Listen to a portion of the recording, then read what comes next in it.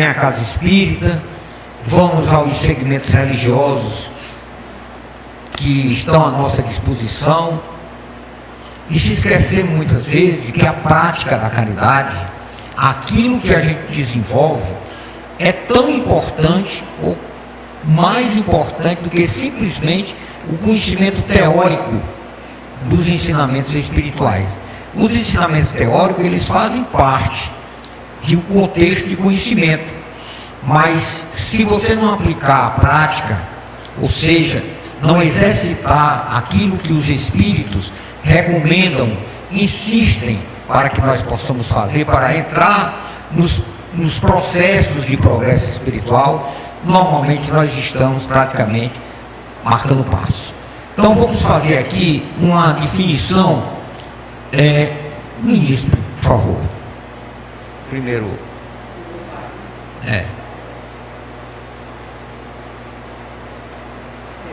Pronto, pode passar.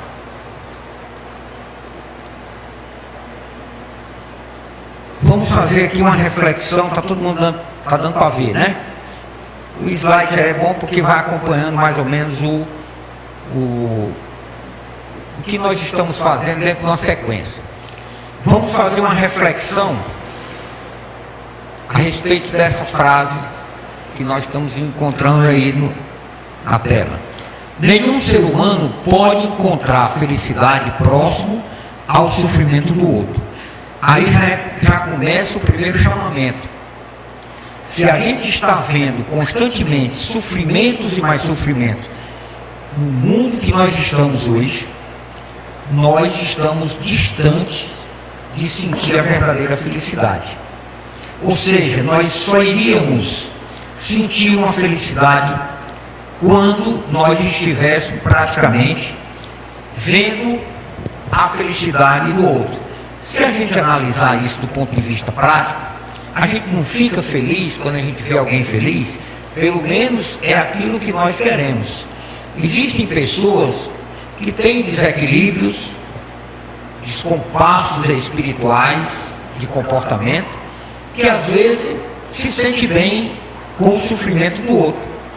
Isso a gente vê no nosso mundo moderno, mas isso não é uma prática normal. O normal é aquilo que a gente vê de bem no outro, a gente se sentir bem. Começando pela nossa família. Quando nós estamos vendo a família toda reunida, estamos vendo a família toda organizada, caminhando tudo dentro daquilo que tem que ser feito, nós nos sentimos bem.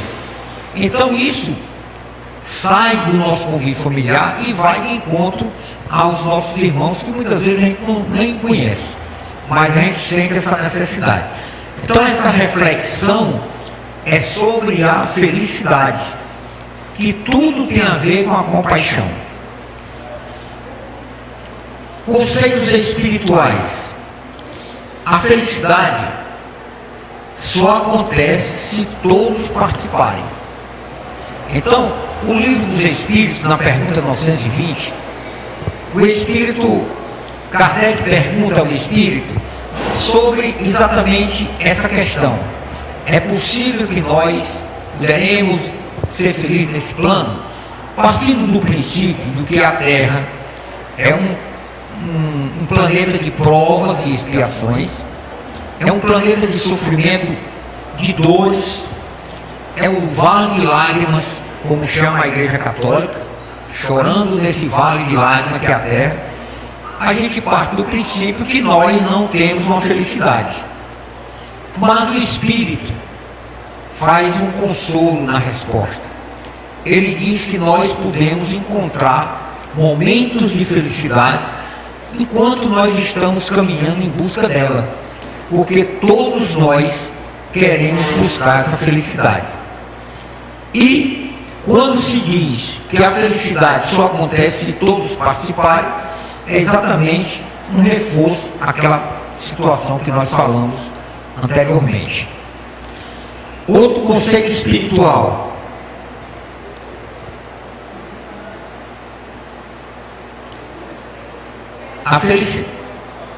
A felicidade tem que ser algo comum para todos. Todo sofrimento merece compaixão. Ou seja, nós encontramos no nosso dia a dia, vamos trabalhar e vamos raciocinar o nosso cotidiano. Esse tema tem que ser muito analisado do ponto de vista prático, do ponto de vista dia a dia. Então, todo sofrimento merece compaixão. Então, nós temos condição de praticar a caridade em todos os momentos da nossa vida. Por quê? Será que nós só encontramos sofrimento no mundo? Basta que nós dê uma saidinha de casa, nós já vamos encontrar no mundo. Não precisa muitas vezes sair de casa. Nós encontramos necessidade de fazer a caridade dentro do nosso lar. E muitas vezes nós não fazemos. Eu trabalho nesses projetos voluntários e eu sou muito, eu conheço muitas pessoas que, logicamente, dentro de um lado cristão, divino, e até que eu admito muito essa prática, essa busca de fazer o trabalho voluntário em benefício do outro, a gente encontra muitas pessoas que, quando a gente pergunta por que você está fazendo esse trabalho voluntário em hospital, muitas vezes em presídio, em outras situações, em casa de recuperação, casa de crianças que são colocadas fora de casa, abandonadas pelos familiares, e as pessoas às vezes, não são todos, tem exceções, muito comum a gente encontrar as pessoas dizerem: é porque eu não aguento mais o convívio familiar.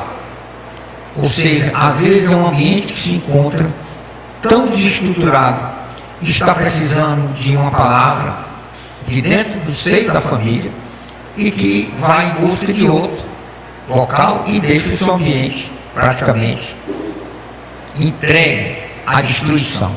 Então a compaixão, ela merece que todos nós procuremos, através das nossas ações cristãs, buscar a caridade aos nossos irmãos.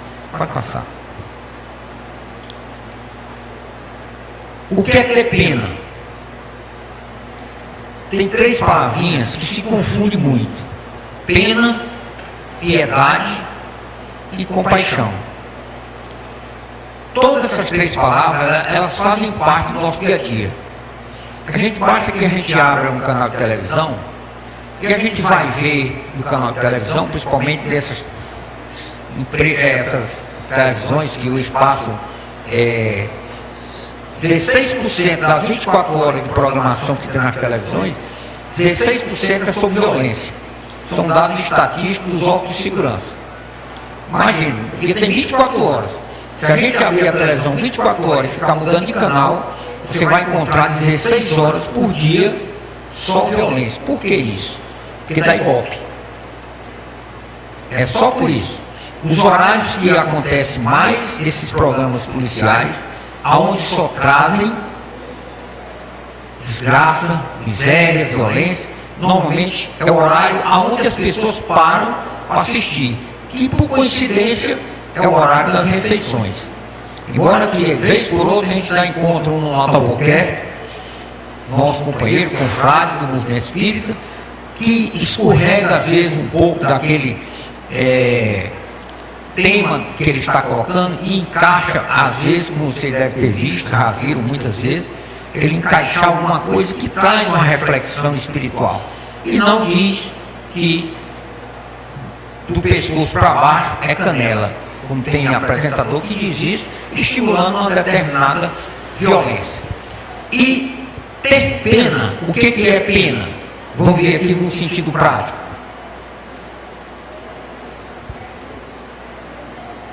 É um sentimento de uma condição superior a alguém. O que quer dizer com isso? Quando nós apenas temos pena do outro, nós estamos simplesmente se colocando acima daquela pessoa sofredora, que não é um conceito cristão e nem é uma atitude cristã. Então, se você se penaliza com a situação do outro e para ali, você está se colocando numa situação melhor. E isso não é bem isso que a doutrina nos orienta, para que a gente possa estar sempre acima de alguém. Ou seja, nós temos que formular um conceito, temos que ter uma facilidade de compreensão nas coisas espirituais, que sempre a gente se coloca diante do outro numa igualdade. Então, quando você tem pena de alguém, aquilo é como se você estivesse se colocando abstratamente numa situação superior a ele. Isso não é uma atitude cristã. Então, ter pena não é simplesmente você usar um conceito de sofrimento, de achar que aquela pessoa está num sofrimento e você praticamente não possa fazer nada. Então, ter pena não é muito futuro, como a gente possa dizer. Vamos ver aqui. Piedade é uma tristeza que sentimos diante da tristeza do outro. Esse conceito é elaborado pela doutrina espírita. São conceitos tirados dentro da literatura espírita. Então, piedade é uma tristeza que sentimos diante da tristeza do outro. O que isso vem resultar? Nós estamos também entristecidos e estamos sofrendo igual ao outro. Eu me lembro que minha sogra, quando ainda estava reencarnada, ela tinha uma mania, era uma pessoa debilitada, tinha problemas de saúde, mas era uma pessoa que tinha um coração muito grande, um coração muito bom. Ela fazia através do seu dia a dia um sacerdócio.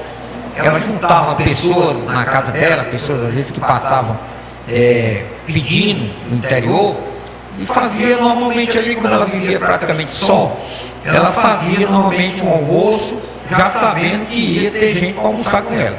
Bastava passar alguém pedindo alguma coisa, ela convidava. E era uma pessoa que tinha um coração muito bom.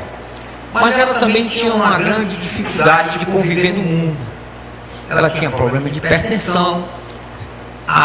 Normalmente a pressão arterial subia quando ela sentia e via algumas pessoas sofrendo. Aquilo era uma cultura dela, uma característica dela.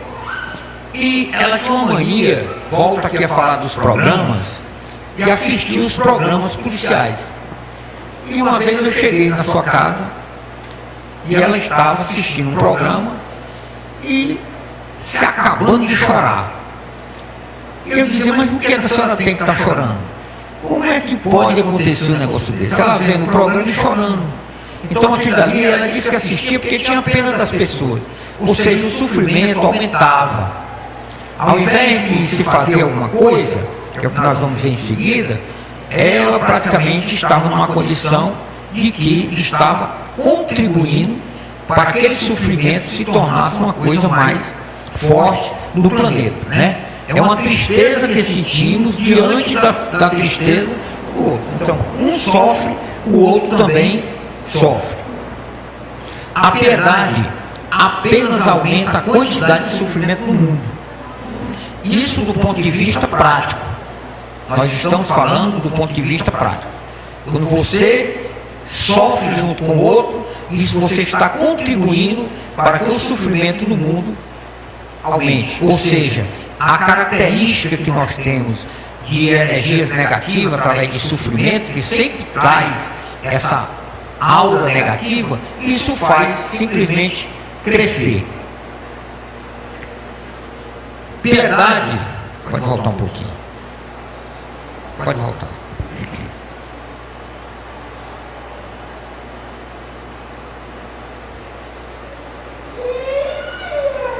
A piedade descomprometida fortalece o nosso ego, ou seja, trabalha mais ainda num determinado egoísmo, o orgulho, quando você está fazendo uma coisa sem compromisso com a caridade.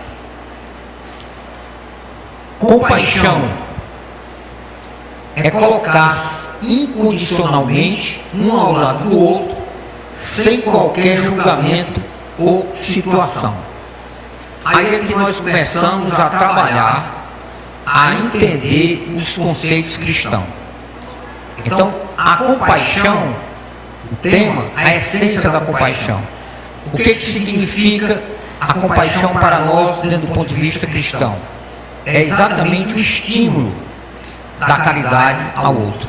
Quando nós falamos colocar-se condicionalmente um ao lado do outro, sem qualquer julgamento ou situação, nós já estamos nos colocando de uma forma em que nós deveremos sair do nosso aposento, da cadeira, e vamos em busca das ações. Tá certo?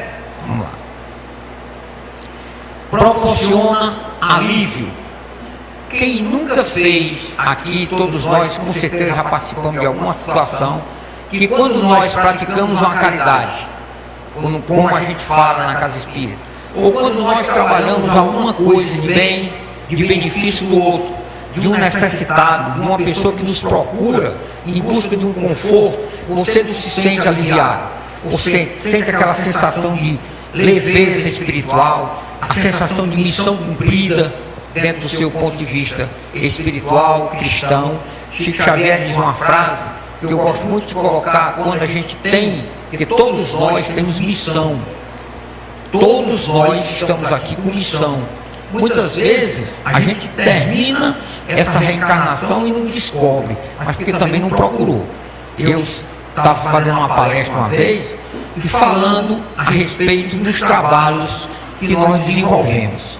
A gente sempre está buscando abrir uma portinha pela nossa necessidade, em busca de trabalhar mais alguma coisa pelo outro.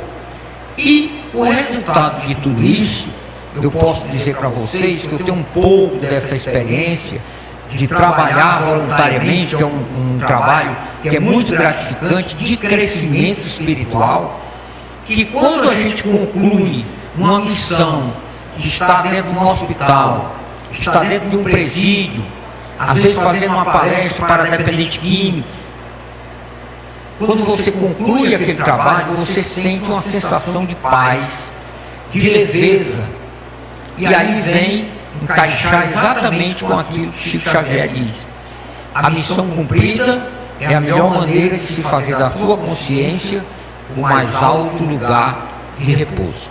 Ou seja, quando a gente sai da cadeira em busca do outro para fazer uma caridade, ajudar, esse trabalho, essa forma que você faz com o outro, aquilo vem dobro para você. Já ouviram falar nisso, né? Quando você faz o bem, você se sente bem em fazer algo e você retorna para aquilo uma sensação de muita paz, de muita harmonia. Nós espíritas, por muito falar na caridade, nós temos que estar na mente sempre presente o momento em que nós estamos vivendo. Semana passada aconteceu um fato interessante comigo, que para as pessoas que acreditam na presença espiritual constante no nosso dia a dia, até que a gente se acostuma com essa coisa, em dizer que para tudo que a gente vai, tudo que a gente faz tem uma influência espiritual, e tem, nós sabemos disso. Nós somos como fantoches na mão da espiritualidade, claro, que nós temos o livre-arbítrio para saber e dizer: eu vou fazer ou não vou. Eu não perco uma oportunidade de fazer isso. Isso eu ainda estou muito distante daquilo que eu pretendo fazer, mas todas as vezes que aparece na minha frente oportunidade, chamado de trabalho, eu estou ali presente. Às vezes eu me considero uma pessoa até intrometida, mas eu sempre estou procurando estar presente nas minhas ações. Por que isso? Pela minha necessidade. Eu reconhecendo que ainda sou um espírito, que ainda preciso muito trabalho para poder alcançar um patamarzinho, para quando voltar à parte espiritual eu estar com uma bagagem um pouco mais acolchoado do que quando eu voltei. Nós temos que aproveitar esses momentos. E como nós falamos no início, o mundo que nós vivemos, ele é um cemitério. Aqui é como se fosse um plantio de sementes que nós encontramos para a gente praticar as obras cristãs. Recentemente, semana passada, eu fui saindo de casa. Vejam vocês se essa coisa não tem alguma sintonia com o dia a dia que nós levamos dentro dessa casa, da casa espírita, e procurando buscar trabalhar na caridade. Eu ia saindo de casa 7 horas da manhã. Quando eu dobrei a primeira curva, depois da minha casa, que ia pegar um outro local, eu encontrei no chão uma senhora de aproximadamente 70 anos, simplesmente sentadinha no chão, acidentada. Não tinha ninguém por perto. E se eu não dobro a rua com uma certa cautela e devagarinho, que era uma curva, talvez eu tivesse tido problema de ter atropelado aquela criatura. E ela tinha sido acidentada. Isso 7 horas da manhã, em Maranguape, cidade interior que não tem muito movimento uma hora dessa ainda. E quando eu vi aquela cena, eu parei o carro, ou seja, eu tive a ação de fazer aquilo. Parei o carro, desci e procurei falar com ela, sentada, uma senhora de idade. Eu vi sangramento aqui na orelha, aqui pelo cabelo também estava sangrando, e ela sentada por cima da perna. E eu perguntei o que tinha sido, logicamente, foi acidentada. Uma pessoa que ninguém identificou, atravessou, ela foi atravessando e um carro atropelou, né? E a criatura ficou no chão e simplesmente, pelo fato de ser cedo, não tinha ninguém para presenciar, para testemunhar a coisa, deixou aquela criatura no chão. Eu peguei a mulher, botei dentro do carro e levei para o hospital mais próximo. E no caminho ela ia fazendo como se fosse assim. Eu notei que ela era evangélica, porque ela falava muito de Jesus e fazia algumas colocações bíblicas. E eu dizendo para ela, a senhora está bem? Tudo, levei, cheguei no hospital e entreguei. E lá o médico foi atender e eu fiquei conversando um pouquinho com ela. Ela veio me relatar uma coisa, que tinha no dia anterior, tinha vindo, ia visitar o marido que estava fazendo hemodiálise aqui na Santa Casa, e teve uma sensação de, assim, cansaço, não resolveu ir. Quando foi nesse dia, ela saiu de casa de manhãzinha para vir, para pegar um transporte para vir a Fortaleza para visitar o marido. Mas teve um sonho na noite anterior que ao se deslocar para Fortaleza, o transporte que ela vinha ia ser assaltado, tinha sido assaltado. E um assaltante tinha sacado de uma arma e tinha atirado nela. E ela tinha desencarnado, morria. E aquilo ali, quando ela sentiu aquele impacto do acidente, ela automaticamente trouxe logo aquela situação. Mas o bom da história, eu apareci na jogada, de uma hora para outra eu surgi. E ela acha que eu estava no plano de Deus e tinha sido colocado diante dela. E na realidade, a minha presença ali, de uma forma ou de outra, se querendo acreditar ou não, numa condição, eu surgi ali naquele momento.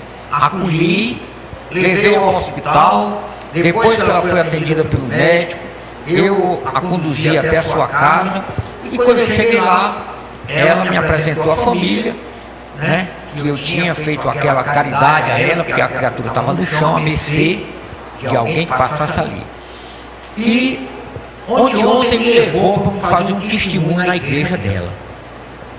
Me convidou, o pastor ligou para mim, eu deixei lá um telefone de contato, porque de qualquer maneira não custava nada. E ontem eu fui fazer um testemunho na igreja evangélica, Assembleia de Deus. O pastor me apresentou, o pastor me perguntou se eu era católico. Sou espírita, pastor. Ah, eu sou espírita. Como é que eu digo aqui? Espírita. Eu estou aqui, sou espírita. Sou evangélico? Eu sou espírita. E aí, me deram a palavra, eu falei a respeito exatamente do estímulo que nós temos que fazer com o outro. A compaixão. Ou seja, quando eu acabei, que eu saí da casa dessa senhora, praticamente perdi, entre aspas, a manhã, porque quando eu voltei para fazer aquilo que eu iria fazer de manhã, já eram 11 horas da manhã, mas eu voltei para casa com uma sensação de leveza espiritual, de paz, de sinceridade, de que aquilo que surgiu na minha frente ali foi uma forma que Deus colocou realmente aquela criatura na minha frente. Ou seja, nós não podemos ficar parados diante das oportunidades que Deus nos dá. A caridade, às vezes não precisa nem você ir atrás para fazer. Basta que você saia de casa, ou então, dentro de casa mesmo, você já sente a necessidade de fazer isso. Então é um estímulo que nós temos. Não, pode voltar. A compaixão deve ser recíproca e exige sair do nosso comodismo. Isso aqui que eu falei, esse exemplo que aconteceu comigo, é exatamente para a gente demonstrar, e isso serve para mim. Eu estou falando para vocês aqui, mas cada momento que a gente executa esse tipo de trabalho, que é um trabalho espiritual, isso mais ainda a gente vai ficando na responsabilidade de atuar.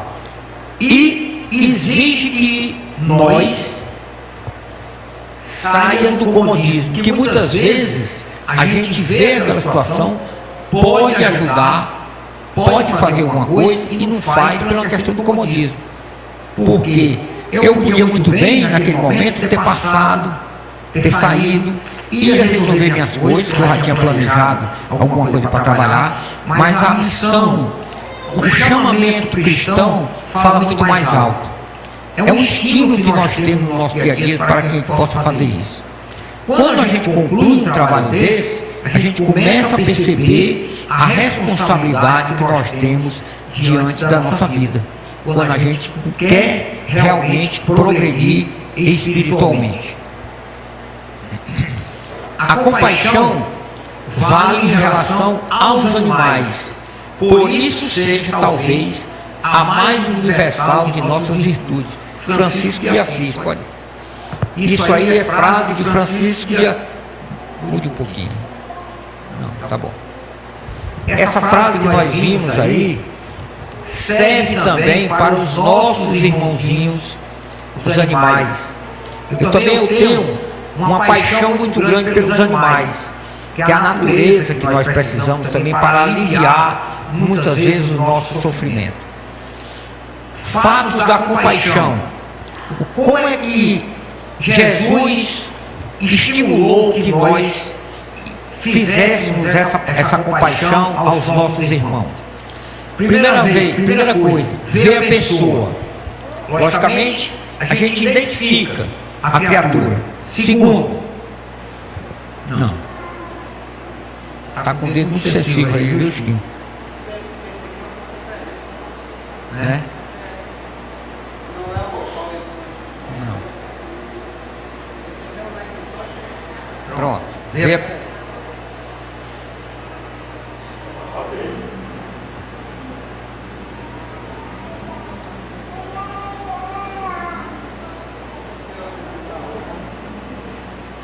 Tem alguma coisa aí que não está acessando com o seu o programa aí. Pode passar, passe aí. Olhar o outro e nos manifestarmos de forma positiva para remover seus obstáculos é compaixão. Então, quando a gente olha o outro e não estimula de forma positiva remover seu sofrimento, nós não estamos usando os conceitos de compaixão. Pode mudar. Reflexão. São poucos que cultivam a compaixão. Isso aí é uma reflexão que nós temos que ter, porque mesmo nós conhecendo muitas vezes os ensinamentos cristãos, nós os omitimos. As casas espíritas estão recheadas de pessoas que muitas vezes chegam para se curarem de doenças espirituais, se tratarem e precisam de muito apoio. Eu tenho convivido muito com casas espíritas, porque eu ando muito. eu faço normalmente 2, 3 palestras por semana. E às vezes a gente se encontra com determinadas situações que é completamente fora daquele contexto que a gente vê na doutrina. E isso é uma pena muito grande. Eu tenho uma cidade aqui no interior do estado que no ano passado eu estive presente lá, por coincidência, no dia que estava programado a minha ida lá, inclusive eu fui fazer uma apresentação musical e fui dar uma palestra também. A casa estava num clima muito forte, que na realidade há uma facilidade muito grande das pessoas só colocarem a culpa na espiritualidade. A casa está um pouco desorientada espiritualmente, mas é por conta da espiritualidade, e muitas vezes não é. É às vezes uma aceitação que nós temos que compreender que nós somos diferentes, temos que admitir uma ideia de uma pessoa que muitas vezes não condiz com a ideia de outro. Isso faz com que às vezes a gente se desestruture. E esses obstáculos que nós encontramos no dia a dia, se a gente não conseguir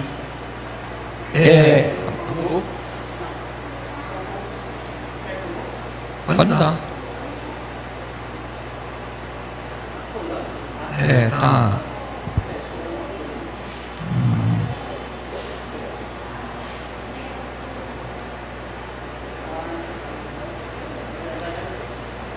Infelizmente aqui nós tivemos um problema aqui, que eu acho que o programa que foi colocado no pendrive não está encaixando aqui com... Pronto. Nós estamos prejudicados aqui com essa situação. Não está dando certo não. Pronto. São poucos que cultivam a compaixão, como eu estava falando. Então isso serve para que nós procuremos refletir sobre esse exercício. Pode passar.